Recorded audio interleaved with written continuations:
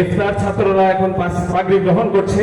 গত বছর যারা ইফতার পরে মুফতি হয়েছে এখন পাগড়ি গ্রহণ করছে নূর আলম নজরপুর নরসিংদী। পাগড়ি গ্রহণ করছে মুফতি কাউসার আহমদ দত্তপাড়া নরসিংদী। পাগড়ি গ্রহণ করছে মাওলানা সিদ্দিকুর রহমান আলোকবাড়ি নরসিংদী। পাগড়ি গ্রহণ করছে মাওলানা জাহিদুল ইসলাম ডাঙ্গা পলাশ নরসিংদী। পাগড়ি গ্রহণ করছে মাওলানা আবুল খায়ের আলোকবাড়ি নরসিংদী। পাগড়ি গ্রহণ করছে মাওলানা আবু হানিফ সিলেট।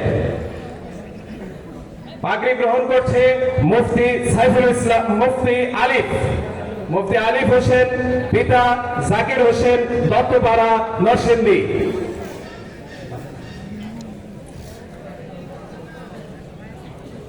পাগড়ি গ্রহণ করছে আশরাফুল ইসলাম নজরপুর নরসিংদী।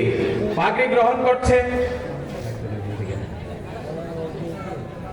রায়হান হবিগঞ্জ।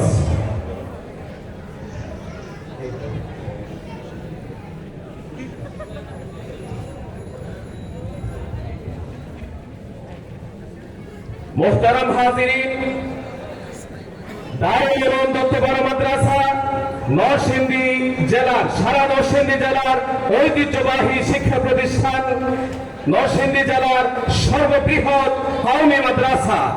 শুধু বিল্ডিং এই বড়, ছাত্রদের বড়, ব্যাপারটি এমন নয়, বরং দারুল উলুম দত্তপাড়া মাদ্রাসার ছাত্ররা বিভিন্ন বোর্ডে, আমাদের জাতীয় বোর্ড, আঞ্চলিক বোর্ডগুলোতে পরীক্ষা দিয়ে কৃতিত্বের স্বাক্ষর রেখেছে।